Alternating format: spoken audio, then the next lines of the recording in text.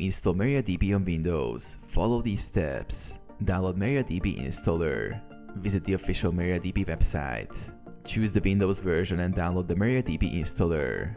Run the installer. Once downloaded, run the MariaDB installer. Follow the installation wizard and select the components you want to install. Configure installation.